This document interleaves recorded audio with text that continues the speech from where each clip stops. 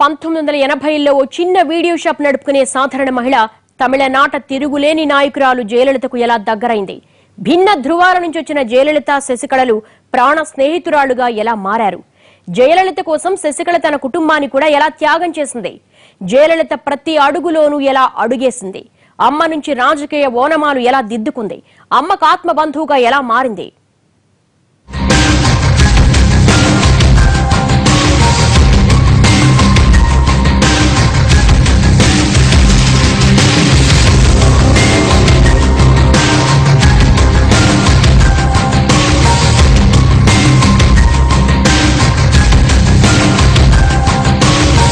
తమిళ రాజకీయాల్లో అన్నాడీఎంకే పేరు చెప్పగానే వినిపించే పేర్లు ఎంజీఆర్, జయలలిత.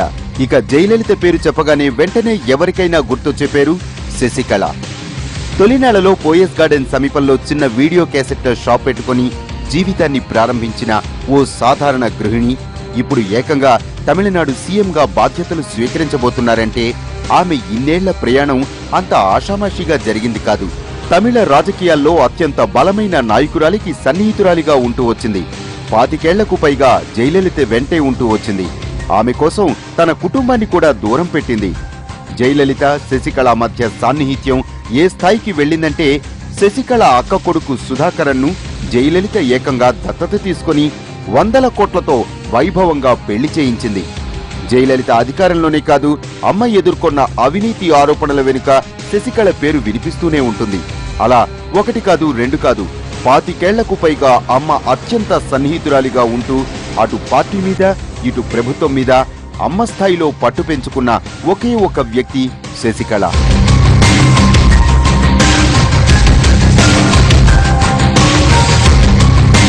ఇద్దరి మధ్య ఇంత సాన్నిహిత్యం, అనుబంధం అనుకోకుండా ఏర్పడిందే తప్ప శశికళ జయలలితకు చిన్ననాటి స్నేహితురాలు కాదు, దూరపు చుట్టమూ కాదు, ఆఖరికి వేలు విడిచిన బంధుత్వమూ లేదు. శశికళ ఓ సాధారణ గృహిణి. తమిళనాడు ప్రభుత్వంలో కాంట్రాక్టు పద్ధతిలో పీఆర్ఓగా పనిచేసే నటరాజన్ సతీమణి. ఓ సాధారణ ఉద్యోగి భార్య ముఖ్యమంత్రికి చేరువ కావటం, విడదీయలేనంతగా అనుబంధం పెనవేసుకోవటం అంతా కాకతాళీయంగా జరిగినవే. ఓ సాధారణ పీఆర్ఓ భార్యగా ఉన్న శశికళ తొలినాళ్లలో పోయస్ గార్డెన్ కు సమీపంలో ఓ వీడియో పార్లర్ నడుపుతూ ఉండేది. 1987లో తన భర్త ద్వారా అప్పట్లో ఐఏఎస్ గా ఉన్న చంద్రలేఖతో శశికళకు పరిచయం అయింది. అప్పట్లో ఆమె శశికళకు ఓ వీడియో కెమెరాను బహుమతిగా ఇచ్చారు. ఆ ఒక్క కెమెరా శశికళ జీవితాన్ని మార్చేసింది. అప్పటికి జయలలిత అన్నాడీఎంకే ప్రచార కార్యదర్శిగా ఉన్నారు. ఆ తర్వాత అదే ఏడాది చంద్రలేఖ ద్వారా జయలలితతో పరిచయం చేసుకుంది శశికళ. ఆ తర్వాత నెమ్మదిగా పోయస్ గార్డెన్ కు రాకపోకలు, వీడియో క్యాసెట్లు ఇవ్వటం, అప్పటి జయలలిత ఇంటర్వ్యూలు వంటివి చిత్రీకరించడం, ఇలాంటివి చేయటంతో సహాయపడుతూ వచ్చేది శశికళ. అలా అనతి కాలంలోనే ఇద్దరి మధ్య అనుబంధం గాఢమైపోయింది. 1989లో శశికళ పోయస్ గార్డెన్లోనికి మకాం మార్చేసేంతగా ఇద్దరి మధ్య సాన్నిహిత్యం బలపడింది.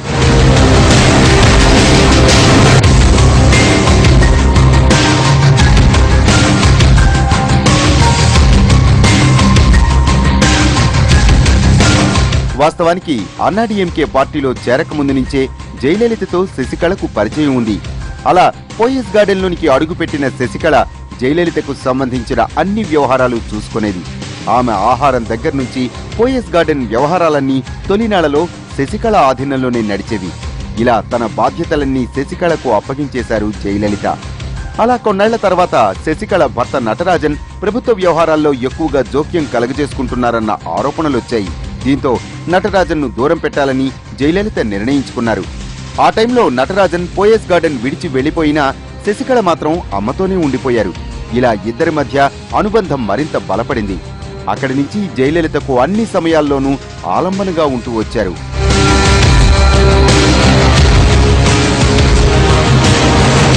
పోయస్ గార్డెన్ లో ఉన్నన్నాళ్లు జయలలితకు ఏం కావాలో శశికళకు మాత్రమే తెలుసన్నంతగా అక్కడి పరిస్థితి ఉండేది. జయలలిత కూడా తనకు ఏం కావాలన్నా శశికళ మీదే ఆధారపడేవారు.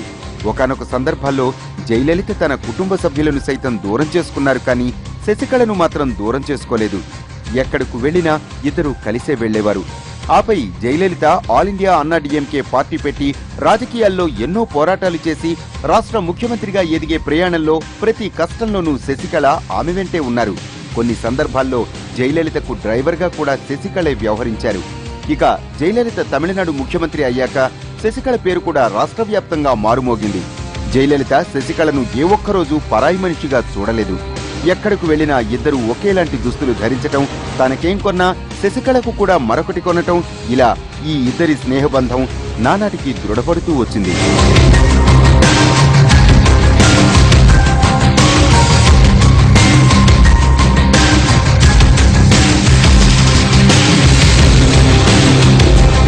ఇద్దరి మధ్య బంధం ఎంత బలపడిందంటే శశికళ అక్క కుమారుడు సుధాకరన్ను జయలలిత దత్తత తీసుకున్నారు. ఆయన వివాహాన్ని నభూతో నభవిష్యత్ అన్న రీతిలో జరిపించారు. కళ్ళు తిరిగిపోయేంత ఖర్చు చేశారు. వాస్తవానికి ఇదే పెళ్లి జయలలితకు చిక్కులు తెచ్చిపెట్టి ఆమెను కేసుల పాలు చేసింది. అయినా జయ అంటే అది శశికళ ఒక్కరే. ఒకరొక దశలో మనస్పర్ధలొచ్చి అమ్మకు దూరమైనా ఆ తర్వాత ఒకే ఒక్క లేఖతో మళ్లీ అంతే చేరువయ్యారు. ఆ తర్వాత నుంచి అమ్మ వెనుక అమ్మలా ఉంటూ పార్టీ వ్యవహారాలపై పట్టు సాధించారు శశికళ.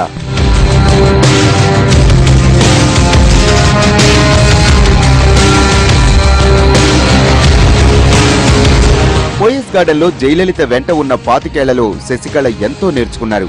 పార్టీ విధానాలు మొదలు రాజకీయ వ్యూహాల వరకు అన్నింటి మీద పట్టు సాధించారు. జయలలిత లేని సందర్భాల్లో పార్టీ వ్యవహారాలు కూడా నడిపిస్తూ వచ్చారు. అలా కొన్నాళ్లకు పార్టీలో కీలక బాధ్యతల్ని జయలలిత కన్నా శశికళ ఎక్కువగా చూసుకునే స్థాయికి ఎదిగారు. నిజానికి జయలలితతో ఆమెకున్న 25 ఏళ్ల సాన్నిహిత్యమే ఆమె సీఎం పదవికి ప్రధాన అర్హత.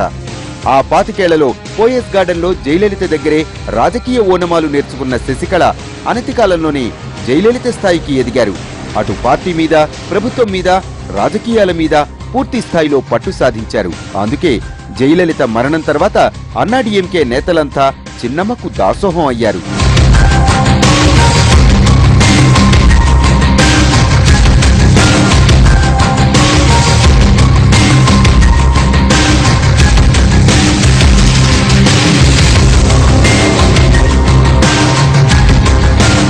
మొత్తంగా జయలలిత తర్వాత జయలలితలా ఎదిగిన శశికళే తమ పార్టీని, ప్రభుత్వాన్ని నడిపించాలని అన్నాడీఎంకే నేతలు ముక్త కంఠంతో తీర్మానించి ఆమెకు సగౌరవంగా పదవిని అప్పగించారు.